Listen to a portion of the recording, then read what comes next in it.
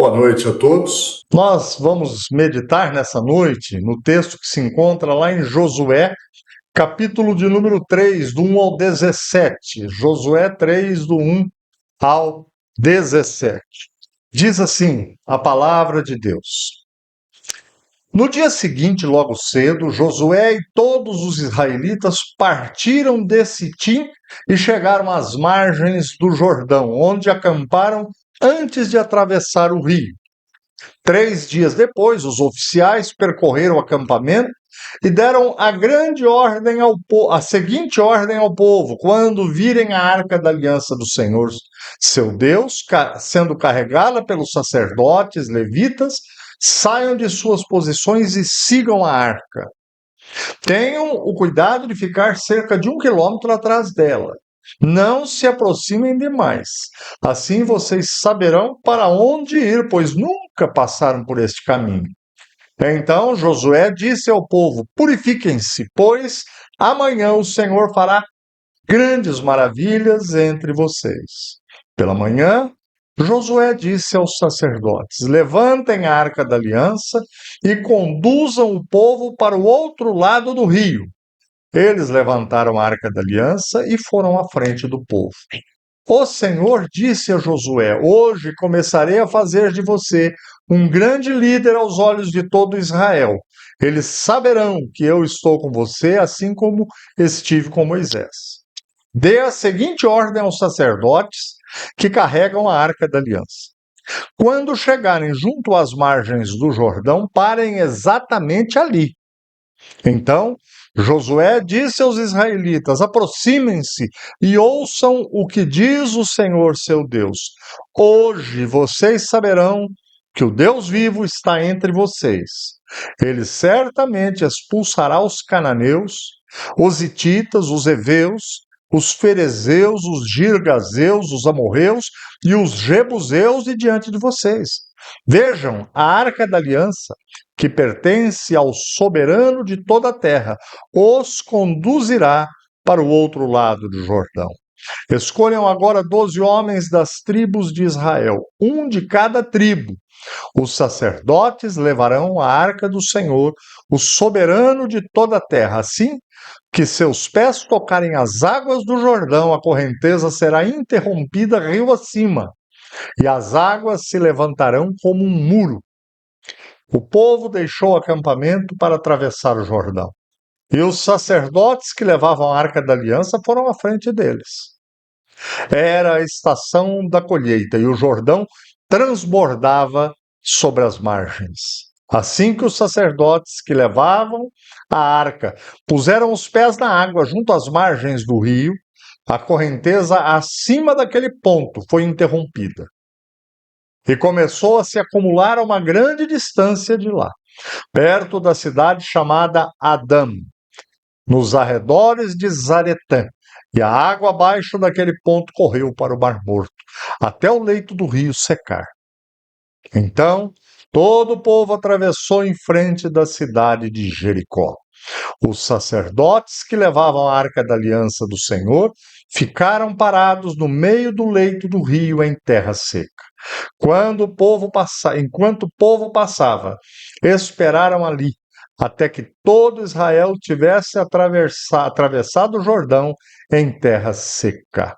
Amém. Vamos orar? Pai, queremos ouvir o Senhor falar conosco nesta noite. Cada um de nós aqui, no seu íntimo, no seu particular, diante daquilo que só o Senhor conhece, fala conosco.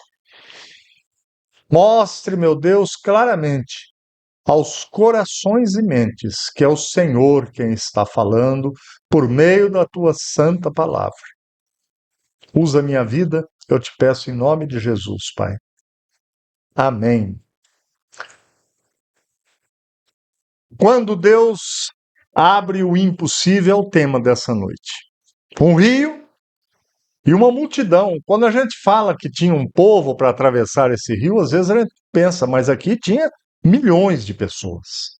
Que tinha velho, tinha criança, tinha mulher grávida, tinha gente com dor nas costas, tinha de tudo que vocês imaginarem. E o Rio Jordão, diz o texto, que estava transbordando em suas margens. Era tempo de muita chuva, era tempo em que o rio estava cheio. Imaginem a cena. Na vida nós encontramos, às vezes, montanhas difíceis de serem transpostas, rios que transbordam, momentos difíceis também, semelhantes ao do texto. E às vezes a gente olha e fala, não tem saída esse negócio aqui. Isso aqui não tem solução. É um problema muito maior do que eu posso enfrentar. Foi isso que aconteceu com a nação naquele dia. E Deus dá uma ordem estranha. Vão em direção ao rio e atravessem. Eu vou abrir o rio, mas acontece que ele não abriu. Ele abriu depois. A ordem era estranha. Às vezes na vida, nossa gente, a gente enfrenta umas coisas estranhas. Parece que Deus tinha que ter agido antes. Eu quero tirar desse texto aqui umas 3 lições para nós, para que nos ajude a enxergarmos coisas que a gente enfrenta no dia a dia nosso. A primeira delas, quando nós estamos diante de algo impossível, Deus nos ensina a segui-lo. Deus nos ensina a segui-lo.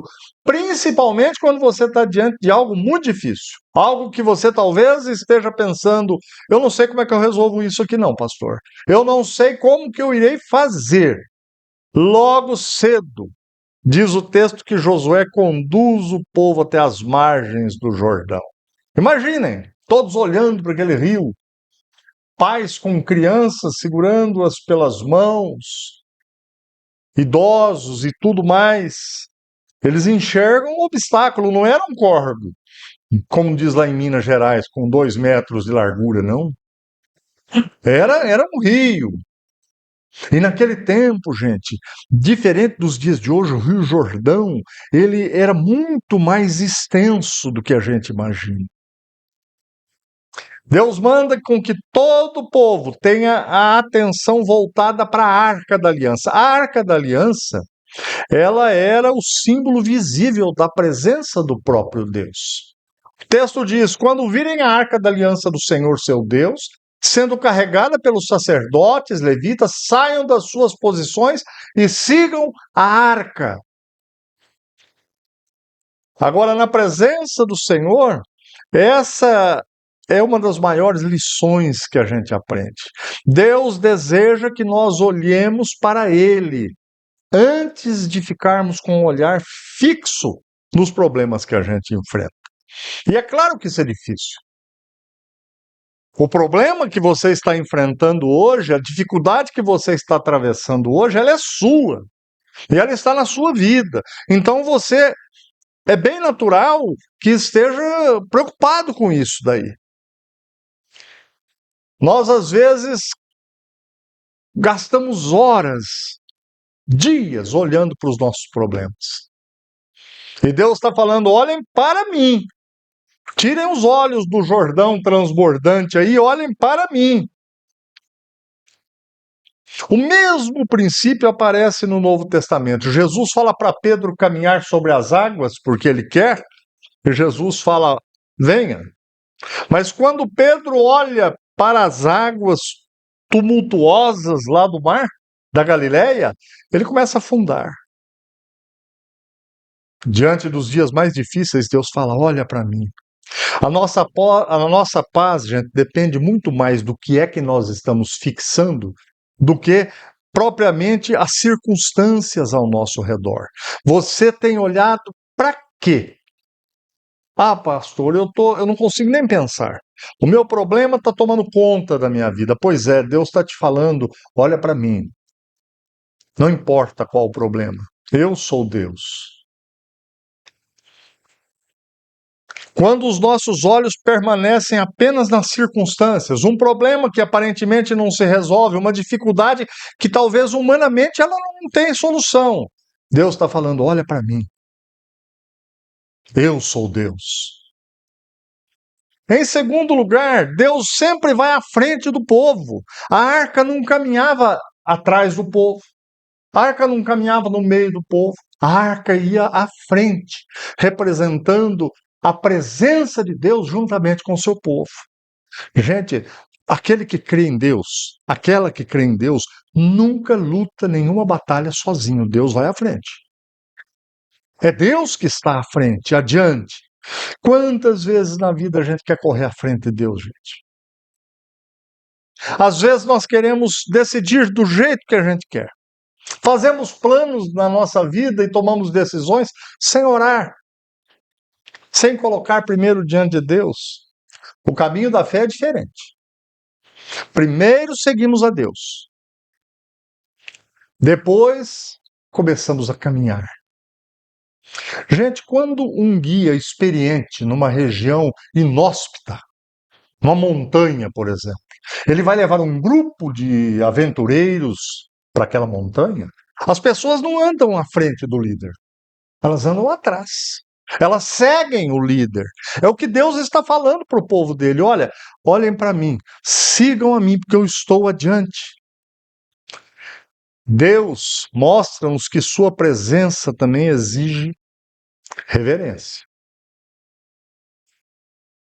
Josué determina que haja 1 quilômetro entre o povo e a arca. Tenham cuidado de ficar cerca de 1 quilômetro da arca.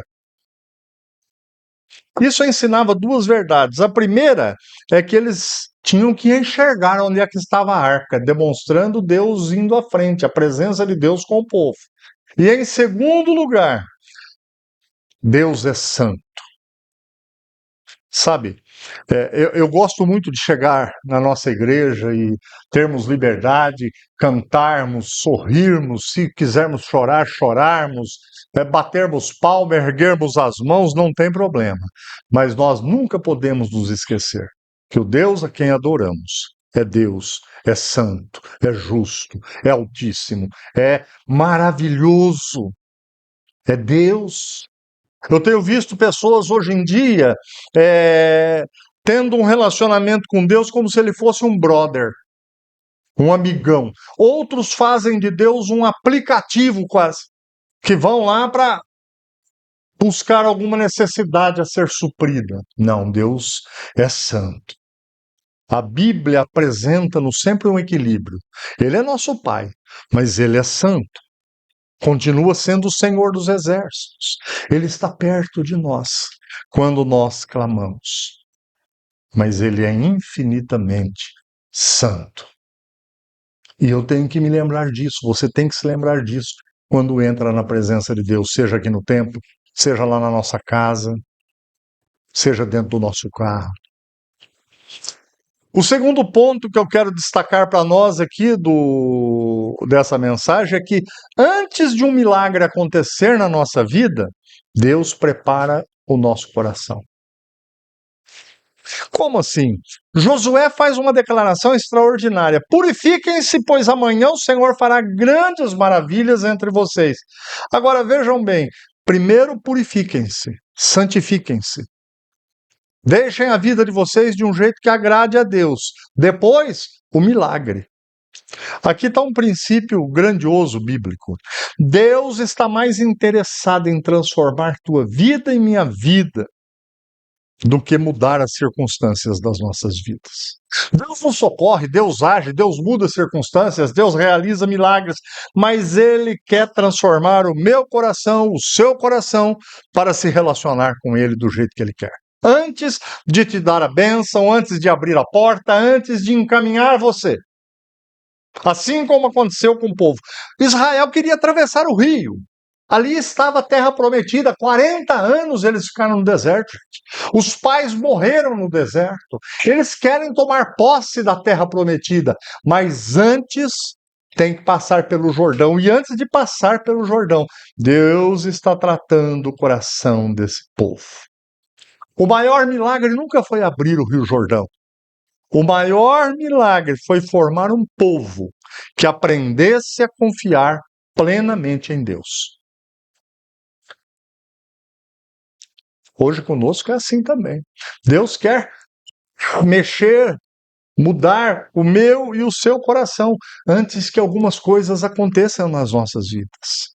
Santidade sempre precede grandes experiências com Deus. E deixa eu te falar uma coisa: santidade não é performance.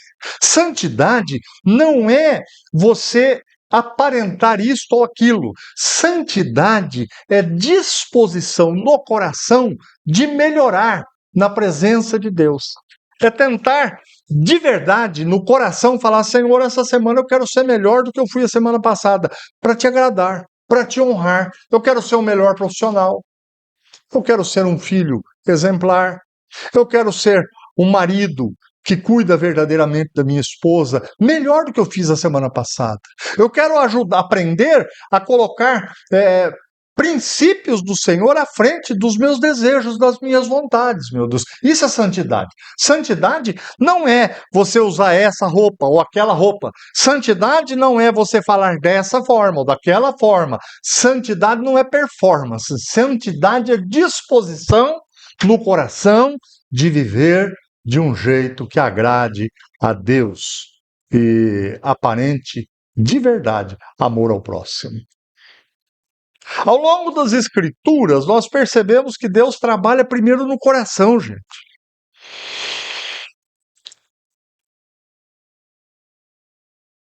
As coisas são construídas por pessoas que vivem em santidade no que diz respeito à ação de Deus. Famílias são formadas fortes quando elas buscam agradar a Deus, têm uma disposição no coração.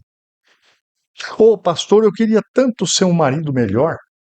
Eu já ouvi isso muitas vezes. E confesso a vocês que eu também desejo isso. Então, eu tenho que, todos os dias, me lembrar de dispor o meu coração diante de princípios de Deus antes do que a minha vontade, antes até do que a minha razão. Porque às vezes, para o meu casamento ser bom, eu tenho que dar o braço a torcer para aquela moça ali chamada Simone. Assim, às vezes, a esposa para o marido. É assim o relacionamento que agrada. Não, pastor, mas comigo é assim, eu não dobro, não. Comigo ou é assim ou é assim. Pois é. Deixa eu te falar aqui bem claramente nessa noite. Deus está querendo que você entenda que você está errado, que você está errada. Você e eu temos que dispor o coração diante daquilo que agrada a Deus, não a nós. Por isso que Jesus disse assim, ó: aquele que quer me seguir, ser meu discípulo, deve todos os dias tomar a sua cruz. A cruz aqui é o negar os seus próprios desejos, a sua própria vontade. Sabem por quê? Porque às vezes os meus desejos, os teus, as nossas vontades, elas ferem o próximo, elas ferem a esposa, elas ferem o marido. E isso às vezes vem acontecendo, ó. Deus quer que nós busquemos compreender que Ele está tratando do nosso coração. Quando eu falo do nosso coração, é do nosso ser, da nossa vontade, do nosso eu. Deus continua realizando maravilhas. Josué declara no texto: o Senhor fará maravilhas, grandes maravilhas entre vocês. O povo ainda não tinha visto nada. Está lá o Rio Jordão transbordando, aquela água barrenta. Nessa época devia estar mais barrenta ainda. O rio continuava cheio, não tinha acontecido nada, mas Deus já tinha decidido agir. A fé bíblica, ela aprende a descansar na promessa antes do cumprimento da promessa. Foi assim com Abraão, foi assim com Moisés, foi assim com Josué, e assim continua conosco. Assim também devemos caminhar pela fé, baseados nas promessas de Deus, às vezes ainda sem elas terem acontecido. Vocês se lembram de Abraão? Abraão, gente, esperou 25 anos a promessa de ser pai. Deus esperou ele estar velhinho. Abraão já estava na quinta idade, não era nem na terceira. Estava com quase 100. Ou melhor, 100 anos. E Sara com 90, quando essa mulher engravidou. Você já pensou, Vitor, uma senhora de 90 anos grávida? bonitão, naquele barrigão nessa coisa linda. E Abraão todo orgulhoso, porque ele era o pai. Não tinha inseminação, não tinha nada naquela época. O poder de Deus sobre Abraão e sua esposa. Deus continua trabalhando quando caminhamos pela fé, firmados nas promessas. Não, se Deus falou, ele vai cumprir. A Bíblia diz assim: eu nunca vi um justo, aquele que crê em Deus, homem ou mulher, mendigar o seu pão. Tá difícil, a pessoa deve compreender. Não, mas Deus tem uma promessa de que eu não vou chegar a esse ponto. Mesmo antes da promessa ser cumprida, creia. E finalmente, Deus abre o caminho quando nós damos o nosso passo de fé. O rio continuava igual, as águas cheias de forças, transbordando, mas Deus fala a Josué: hoje começarei a fazer de você um grande líder aos olhos de todo Israel. Vocês se lembram que nós vimos a semana passada que Josué assume o lugar de Moisés, o grande líder. E o povo, no íntimo, estava se perguntando: será que esse Josué vai ser capaz de substituir Moisés? E Deus fala: Josué, hoje eu vou começar a mostrar para esse povo que eu coloquei você na liderança. Eu nomeei você. O milagre não aconteceu ainda, mas Deus já anuncia o resultado. Quem sabe nós hoje, nessa noite, temos uma causa tão grande para nós, para colocarmos na presença de Deus, ou até você já está colocando, e eu também, e Deus está nos falando: olha, eu anuncio vitória sobre isso, antes que isso aconteça. Agora, primeiro, vem a palavra de Deus, vem a promessa, depois o cumprimento. Nossa fé nunca tem que estar baseada, gente, naquilo apenas que vemos. Isso não é fé. A Bíblia diz que fé é esperar o que a gente não vê, o que é, às vezes, humanamente impossível de acontecer. Mas como? Você deve crer no que Deus disse, não no que você está vendo. Deus confirma os seus servos diante do povo de Deus. Vejam, durante 40 anos, Israel viu aquele Moisés fazendo de tudo quanto há. E agora é o jovem Josué assumindo essa liderança. Eles saberão que eu estou com você, assim como estive com Moisés, diz Deus. O objetivo não era exaltar Josué. O objetivo era fortalecer a confiança do povo de que Deus estava estabelecendo assim. Para o povo saber: olha, esse moço que está nos liderando foi colocado aqui por Deus. E Deus continua fazendo isso hoje com a igreja. Não é para exaltar ninguém, pastor, presbítero, ninguém. É para que o nome dele seja exaltado e que o povo creia: este homem, esta mulher, este presbítero está à frente porque foi Deus que colocou. E se foi Deus que colocou, nós vamos caminhar rumo a um bom lugar. Uma liderança espiritual saudável, gente, nunca deve se exaltar.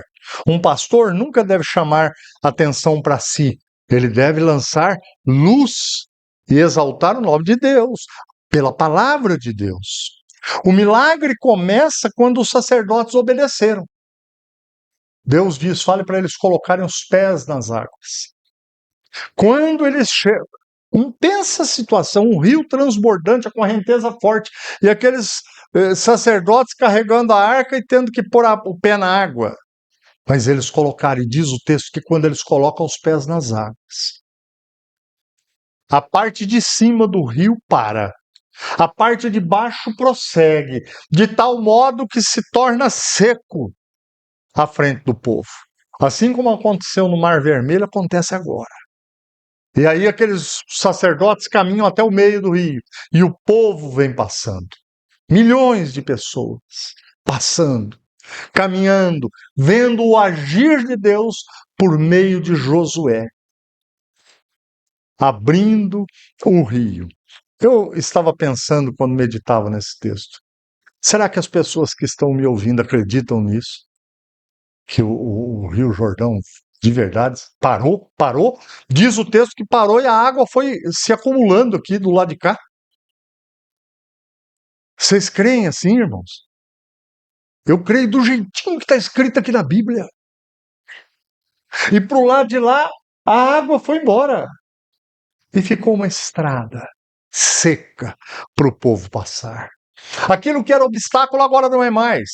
Aquilo que não poderia ser transposto, agora poderia. Aquilo não existiam barcos suficientes, não havia um meio, não havia pontes, mas agora Deus faz com que o povo dele passe por aquilo ali. Deus não providenciou barcos, Deus não mandou fazer uma ponte, nada. Deus demonstra o seu poder. Quem sabe aquilo que está na tua mente hoje, ou no teu coração, é algo que só Deus possa fazer.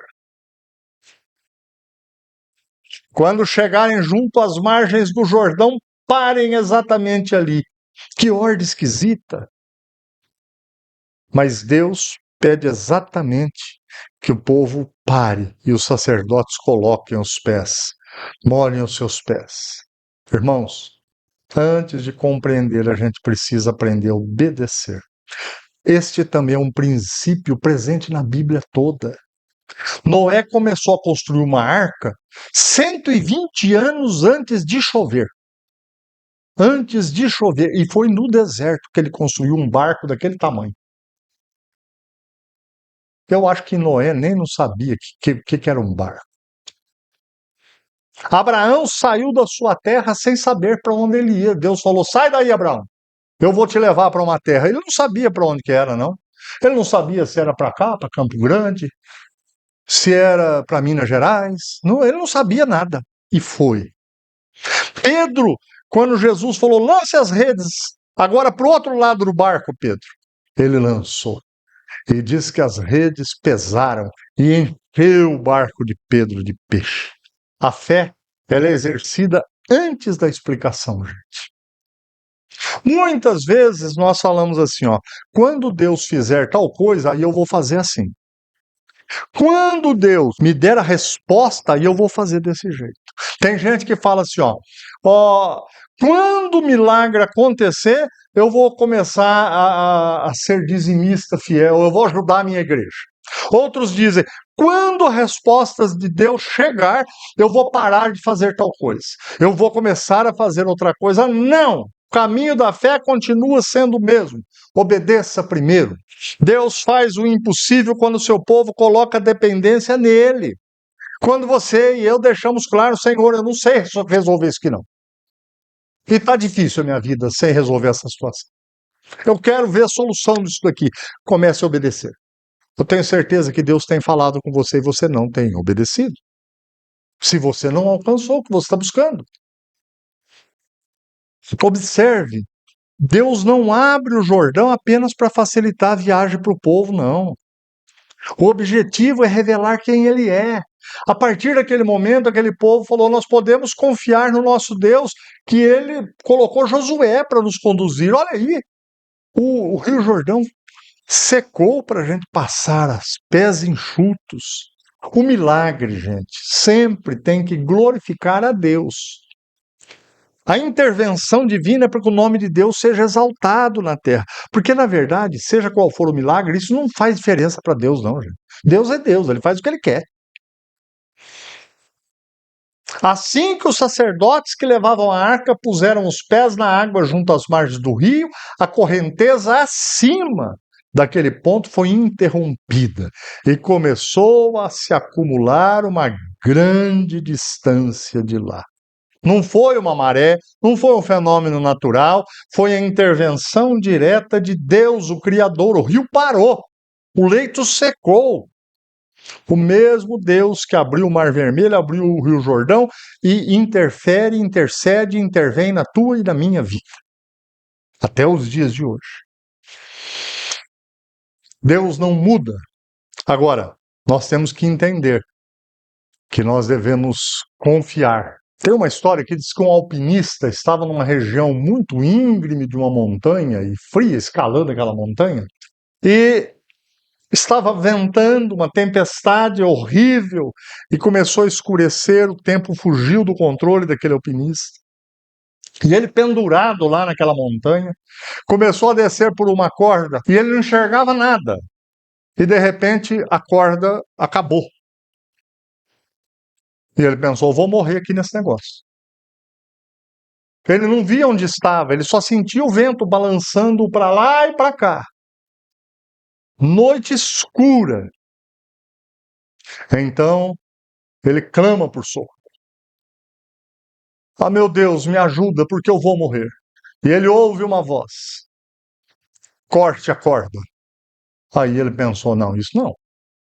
Cortar a corda, não corto mesmo. E no outro dia, aquele moço foi encontrado morto, congelado, a 1,5 metros do solo. Assim acontece quando Deus fala conosco e nós não cremos, nós não obedecemos, nós não damos o passo de fé. A palavra de Deus só é palavra de Deus para aquele que crê no Deus da palavra. A verdadeira fé aprende que segurança está na voz de Deus, no que Deus fala. Lembre-se, o mesmo Deus que abriu o Mar Vermelho é o que abriu o Jordão, é o que toca e mexe nas nossas vidas. É o Deus revelado em Jesus Cristo, o Senhor, lá naquela cruz do Calvário. Por isso, não importa qual seja o seu rio,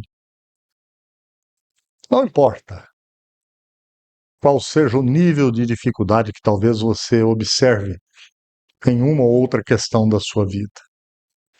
Quando Deus vai adiante, até o impossível se torna real. Que Deus tenha falado ao meu e ao seu coração nessa noite. Diz Deus para aquele povo: purifiquem-se, pois amanhã o Senhor fará grandes maravilhas entre vocês. Diz Deus hoje: purifiquem-se, porque o Senhor amanhã fará grandes maravilhas nas vidas de vocês. Amém. Vamos orar, gente. Vamos colocar nossas vidas diante dele. Quem sabe você tem um Jordão imenso para atravessar aí. Ninguém aqui sabe, mas você sabe. Eu quero orar com você. E quem tem algo para colocar na presença de Deus assim, fique em pé. Confessando sua fé para Deus, não para o pastor, não para quem está do teu lado, não. Fique em pé para orarmos por esse seu Jordão. Quem sabe? Ele vai, nesta noite, nos dar a oportunidade de transbordarmos em nossa fé e obediência e agir em nós por nós. Senhor, nós queremos te agradecer por estarmos juntos aqui nesta noite. O tempo de hoje é semelhante ao tempo daquele povo lá diante do Jordão, Pai. É um tempo de oportunidade. Foi assim que nós compreendemos tua palavra. E todos que estão em pé estão colocando agora em seus corações e na presença santa do Senhor qual é o Jordão de cada um. E a tua palavra nos mostra que não importa o tamanho do rio, das ondas, das correntezas, não importa. Porque tu és Deus. O Senhor está no governo de tudo que existe, da minha vida e da vida dos meus irmãos aqui em pé.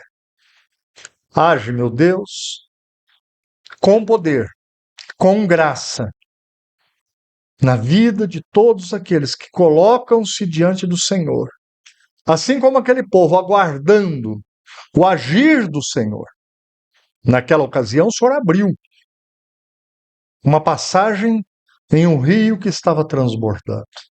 Hoje, nós pedimos ao Senhor: abra as portas, mude situações, interfira, meu Deus, age em nossas vidas, porque nós precisamos do Senhor. Oramos, confiamos, em nome de Jesus, Senhor e Salvador nosso. Amém. Amém.